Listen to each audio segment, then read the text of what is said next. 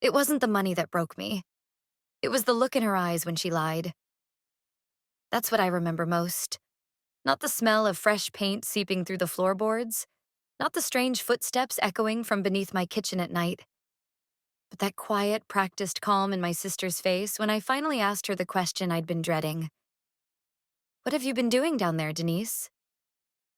But before the basement, before the betrayal, there was just love. Or at least what I thought love looked like between sisters.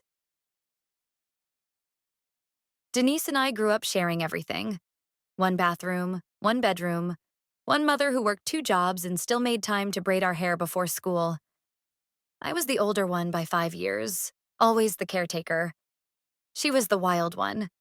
Creative, spontaneous, the kind of girl who could charm her way through anything. I envied her freedom. She envied my stability. We balanced each other, or so I believed. So when she called one Sunday morning, her voice trembling between pride and shame, and told me she'd lost her job, there was never a question in my mind. "Come stay with me," I said before she could even finish. "Just until things get better." At 42, I had my own house, a cozy, creaky two-story in the suburbs. Nothing fancy, but it was mine. The mortgage was almost paid off. The neighbors knew me by name, and I'd just started enjoying the quiet rhythm of living alone. My son had moved out.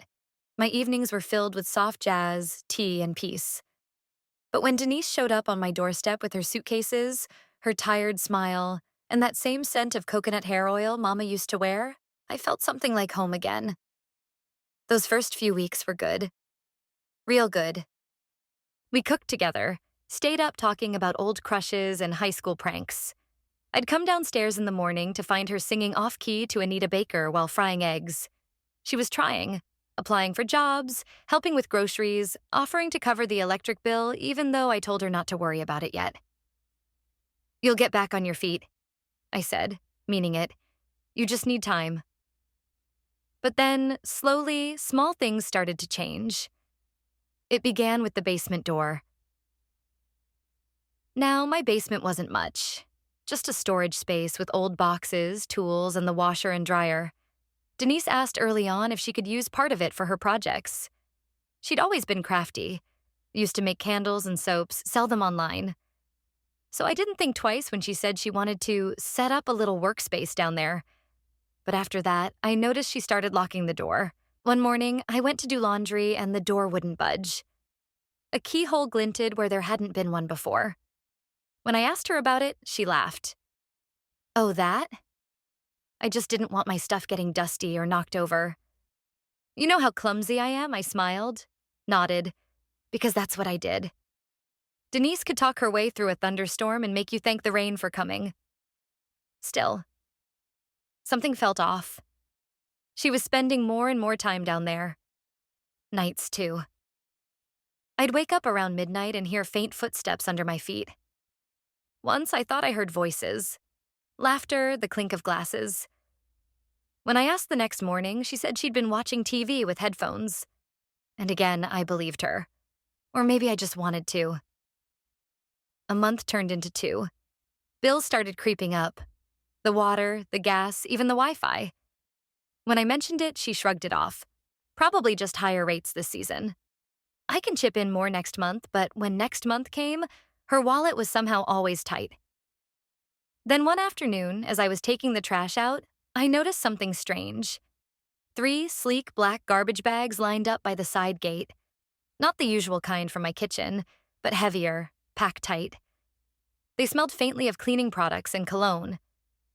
I asked Denise about them later, and she said she was helping a friend move. That night, I couldn't sleep. I found myself pacing the kitchen, hearing faint hums of conversation through the floor. There it was again. That low murmur, footsteps, a door closing softly. I tried to tell myself I was imagining things.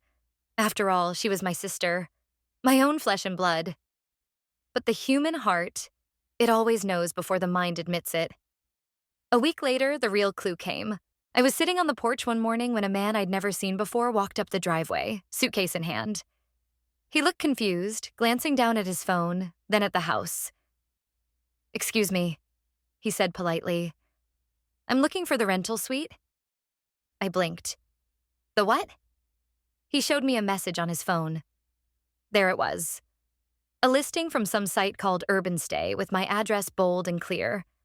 Photos of a modern, newly renovated basement suite with private entrance. My laundry room, my house, in those pictures. I swear the world tilted under my feet. I I think you have the wrong place, I stammered, heart pounding. The man frowned, double-checked the listing. "No, ma'am, this is it." Denise sent me the check-in instructions, Denise, my sister. At that moment, I didn't feel anger yet, just disbelief, like the world had slipped into a movie I didn't sign up for. I asked him to wait by the porch and went inside, my hands trembling.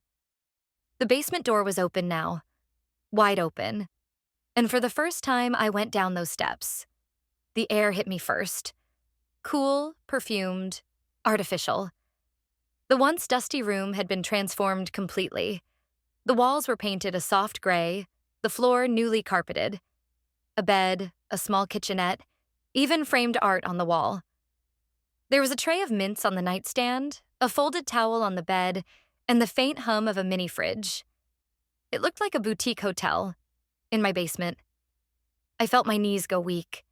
Every penny she hadn't been paying toward bills, every locked door, every late-night sound, it all clicked together like a cruel little puzzle. When I turned around, she was standing at the top of the stairs. Still, calm, holding a mug of coffee. "Denise?" I whispered, my voice shaking. "What is this?" Her answer came too easily. "Business?" I stared up at her, coffee cup in hand, wearing my old university sweatshirt like she owned the place. "Business?" I repeated, barely recognizing my own voice. She sighed, setting the mug down on the stair railing, and descended one slow step at a time. "Don't look at me like that, Brenda. You make it sound like I'm doing something wrong. I'm just trying to get back on my feet." I felt something rise in me, disbelief, anger, sorrow, all tangled together. By renting my basement? To strangers? Without even telling me? She shrugged, her tone too casual for the weight of what she'd done. "It's not like I wasn't going to tell you eventually. I just needed to see if it would work first. You're always talking about being tight on bills, so I figured I could help us both out." Help us both out. I laughed then, not because it was funny, but because it was the only sound I could make that wasn't a scream. "Help us?" "Denise, you've been lying to me for months. Using my home, my utilities, and God knows what else. And you call it helping?" She crossed her arms, her eyes flashing. "Oh, come on, Brenda. You think I don't know what you make? You've been fine. You don't even use this space. I fixed it up, cleaned it, made it nice. You should be thanking me." Thanking her. For stealing my peace, my trust, my home. That night, I couldn't eat. I couldn't even sit in my own living room without feeling the air shift. Like her lies were seeping up through the floorboards. I could still smell the air freshener she used downstairs, that fake lavender scent that suddenly made my stomach turn. I lay awake thinking about all the times I'd defended her, all the times I'd told friends and family, "Denise just needs a break." All the while, she was down there turning my kindness into profit. I didn't confront her again right away. I needed proof, something undeniable, something that wouldn't let her spin another excuse. So I started watching. The next few days, I noticed things I'd never paid attention to before. A steady stream of unfamiliar cars pulling up in the evenings. A doorbell ring she'd rush to answer before I could get there. New towels missing from the linen closet. Even my good wine, the one I'd been saving for my birthday, gone. I checked my online utility bills. Water, gas, electricity, all double the usual amount. Every bit of evidence just twisted the knife deeper. On the fourth night, I set my alarm for 1 a.m. and crept down the stairs. The basement light was on again. I pressed my ear to the door. Laughter, low music, and clinking glasses. My sister's voice floated up, cheerful and light. saying something about guest checkout and 5-star reviews. I stood there in the dark, barefoot on the cold kitchen tiles, and realized this wasn't a mistake or desperation. This was business as usual for her. The next morning, I printed the urban stay listing, highlighted every photo that showed my house, and waited for her at breakfast. She came in humming, wearing sunglasses even though it was cloudy. I slid the papers across the table. "You've got 2 minutes to explain this before I call the police." Her face froze, just for a second, then softened into something almost pitying. "Brenda, don't be dramatic. You wouldn't do that. We're family." I leaned forward, my voice calm but sharp. "No, Denise. Family doesn't turn your home into a hotel. Family doesn't lie, steal your trust, and make money off your kindness." She looked away, fiddling with her spoon. "I was gonna tell you once I got a few months ahead. I just didn't want you to say no." There it was, the truth. She didn't want me to say no, because deep down she knew I would've. "I gave you my home," I said quietly, "and you took advantage of it. You took advantage of me." For the first time, her eyes filled, not with remorse, but with frustration. "You always do this," she snapped. "Act like the world owes you loyalty just because you play the martyr. You think because you're older, you get to control everything." I was just trying to survive, Brenda. Her words hit like a slap. I wanted to feel like I had something of my own. She continued, voice trembling. "Every time I ask for help, I feel small next to you. You're always the one who has it together. The house, the job, the perfect image. I just wanted to feel independent again." For a long moment, neither of us spoke. The only sound was the slow ticking of the kitchen clock. I understood her pain. I did. But it didn't excuse what she'd done. Finally, I said, "Independence doesn't come from stealing what isn't yours." She moved out that weekend. Not without protest. There were tears, a slammed door, and a few cruel words I'll never repeat. I watched her pack up the decor she'd bought with her business money. The throw pillows, the little candles, the mini fridge. Each item felt like a reminder of how naive I'd been. She left without looking back. The basement was quiet again. Too quiet. I stood at the bottom of the stairs, staring at the empty space she'd transformed. All I could smell was leftover cologne and betrayal. Cleaning it out was like scrubbing wounds, painful but necessary. I tore down her curtains, boxed up her things, painted the walls back to white. Every brushstroke felt like reclaiming something she'd taken. I listed the space properly this time, legally, transparently, with my name on every document. And wouldn't you know, within 2 weeks, I had honest tenants paying me directly. For the first time, the house felt like mine again. But healing from betrayal isn't as simple as new paint. It lingers. In the spaces between your memories, in the way you hesitate before trusting again. A few months later, Denise called. I almost didn't pick up, but I did. Her voice was small. "Hey, Bren, I just wanted to say, I know I messed up. I've been doing better. Got a real place now, a real job. I hope someday you can forgive me." I didn't know what to say. The old me might have rushed to comfort her. But this new version, the one with scars instead of open wounds, spoke differently. "I already have, Denise," I said, "but forgiveness doesn't mean forgetting." She was silent a moment, then whispered, "I understand."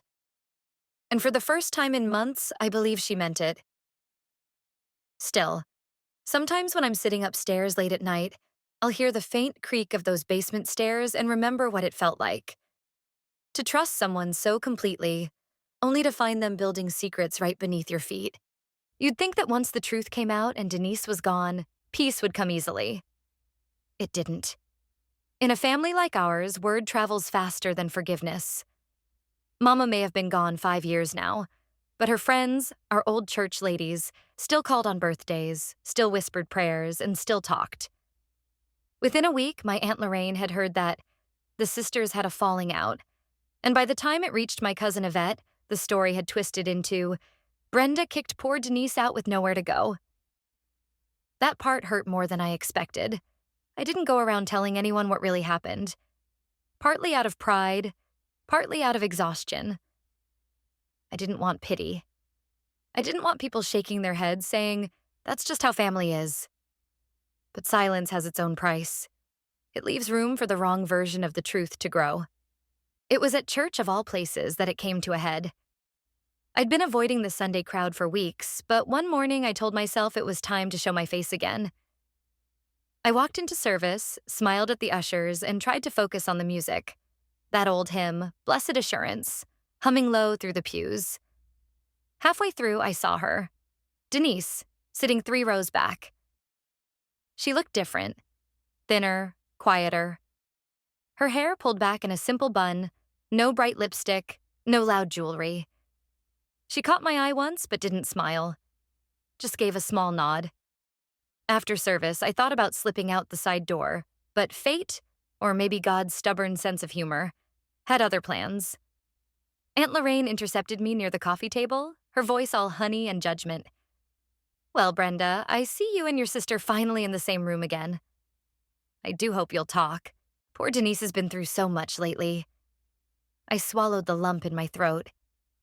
We both have. Denise heard it. She came over slowly, the crowd parting like they knew something was about to unfold. Her eyes met mine, uncertain but determined. "Can we talk outside?" she asked softly. We sat on the church steps.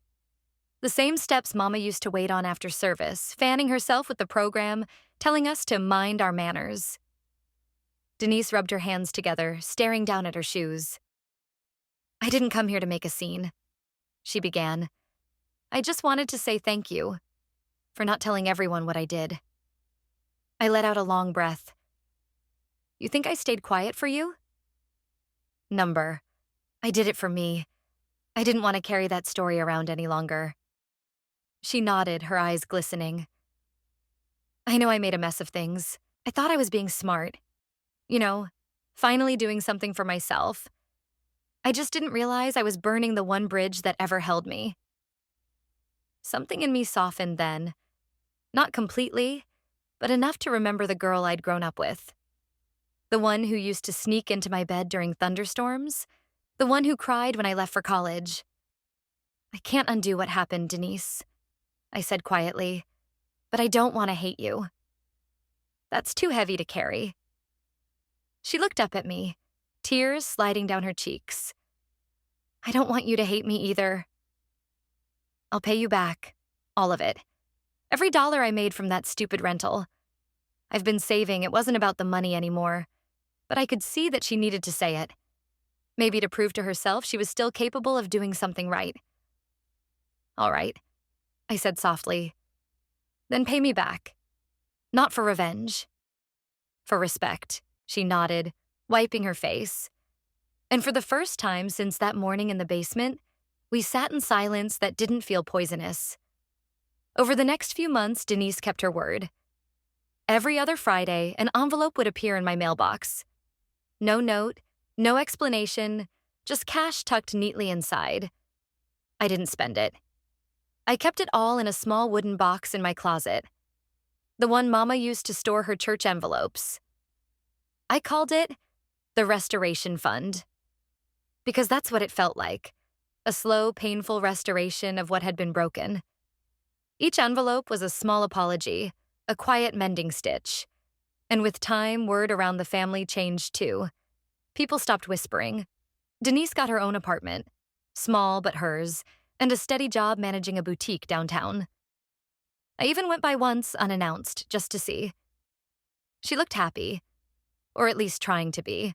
We still weren't sisters the way we used to be, but we were civil, careful. 2 women who'd walked through fire and were still learning how to live with the scars. One evening, months later, I was cleaning the kitchen when the doorbell rang. When I opened it, there she was, holding a potted plant wrapped in brown paper. "I brought you something," she said shyly. It was a peace lily. Simple, white, beautiful. Thought you could put it by the window? She added. It's supposed to be good for the air. I looked at her for a long moment, then took the plant. Come in, I said finally. We sat at the table, the same one where I'd once slid that printed listing across to her. But the air felt different now. Calmer, older. We talked about work, about the weather, about how we missed Mama's cooking. It wasn't a full reconciliation, but it was a start. Before she left, she stood by the basement door and gave a small, wry smile. You ever rent it out again? I nodded. Yes. Properly this time, she laughed. Softly, almost bittersweet. Good. You deserve that. For the first time in a long while, her words didn't sting. That night, after she left, I sat by the window with a cup of tea, the peace lily glowing softly in the lamplight. I thought about how trust, once broken, never really grows back the same. It doesn't become what it was. It becomes something tougher, more deliberate, like scar tissue that still aches when the weather changes. But I also thought about how family, no matter how flawed, has a way of circling back, finding new forms of love in the ruins of the old. A few weeks later, she made her last repayment. The envelope came with a small note this time. Her handwriting shaky but careful. I know I can't undo what I did, but thank you for giving me the chance to earn your forgiveness. You taught me more about integrity than I ever learned from success. I folded the note and placed it in the box with the others. Then, for the first time since this whole thing began, I exhaled. Deep, steady, unburdened. Because forgiveness, I've learned, isn't about setting the other person free. It's about setting yourself free from the weight they left behind. They say forgiveness is a door that only opens from the inside. And for the longest time, I didn't want to touch the handle. Even after the repayments were done, after Denise and I started speaking again, there was still a quiet distance between us. Something that couldn't be erased by money or apologies. But maybe that distance was necessary. Maybe it was what kept us honest this time. We were learning to love each other again, not through old roles of the caretaker and the reckless one, but as two grown women who had both made mistakes. Months later, I invited her over for dinner. My idea this time. I made Mama's baked chicken, the one with rosemary and lemon. The smell filled the house, familiar and soft. I even lit the old candle on the table, the one Denise had made back when her dreams were smaller and her heart was lighter. When she arrived, she looked almost surprised to be welcomed so warmly. You cooked? She said, raising an eyebrow. I smiled. Don't sound so shocked. I remember how she laughed, a real one this time. Not that tight, nervous sound she used to make when she was trying too hard. We ate and talked for hours, about everything and nothing. It felt like rewinding time without erasing it, like flipping through old photo albums that still had stains and torn edges but were too precious to throw away. At one point, she looked around the house and said softly, You've really made this place your own again. It feels peaceful. I nodded. It is. Took a while, she hesitated, then added, I'm glad you never sold it. I looked at her across the table, candlelight flickering between us. It's not just a house, Denise. It's where I learned what love costs and what it's worth. Later that evening, when she left, I walked her to the door. The night air was cool, the cicadas humming softly in the distance. She turned to me, one foot on the porch step, and said, You know, if Mama were here, she'd probably say we both learned this the hard way. I smiled. Mama always said lessons learned easy don't stick. We hugged. Not a long, dramatic hug, but one that felt steady and real. The kind that says, We're still here. We're still trying. After she drove off, I stayed on the porch for a while, watching the taillights fade. There was no more anger left in me.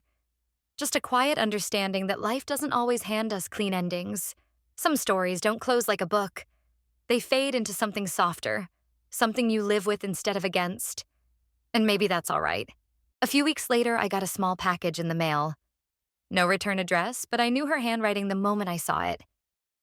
Inside was a little plaque that said, "Trust isn't rebuilt in a day. It's watered daily like a plant." And underneath it, in her messy scrawl, "For the peace lily, keep it alive for both of us." I laughed, shaking my head, and set it on the windowsill beside the plant. The lily had grown taller, its leaves glossy and strong. I whispered, "You're doing just fine," though I wasn't sure if I meant the plant or myself. Sometimes, late at night, I still hear echoes in this house. Not the kind that haunt, but the kind that remind. The sound of laughter from the kitchen, the hum of the washing machine, the low creak of those basement stairs that once led to so much pain, now just another part of my home. I don't avoid that space anymore. In fact, I go down there often, to fold laundry, to water the tenants' plants when they're away. And every time I pause on that last step, run my hand along the smooth banister, and think about the moment everything changed. How a locked door opened more than a basement. It opened the truth. You know, people like to paint betrayal as this fiery, cinematic thing, all shouting and slam doors. But in real life, it's quieter. It's the small hesitations, the avoided eye contact, the way your heart stumbles before your brain catches up. That's how it was for me. And that's why it took me so long to forgive. Not because I couldn't, but because I had to understand first. Understand why she did it. And more importantly, why I let her. Because when you love someone, you don't see the cracks right away. You just keep pouring yourself in until you realize you're empty. But that's the beauty and the danger of love. It asks for trust. It tests your mercy. And if you're lucky, it teaches you how to start again. Now, whenever people ask if Denise and I are close again, I tell them the truth. We're real again. And that's better. We still call each other, not every day, but enough. We still argue sometimes too. But underneath it all, there's a new kind of honesty between us. It's fragile, but it's earned. And in a world full of people pretending, I'll take that kind of honesty any day. I learned that opening your home is easy. Opening your heart again after betrayal, that's the real work. If someone you loved lied to you, could you still open your door for them again? Let me know what you'd do in the comments below. And if this story touched something in you, don't forget to like, share, and subscribe. You never know who might need to hear that forgiveness doesn't mean forgetting. It just means choosing peace over poison.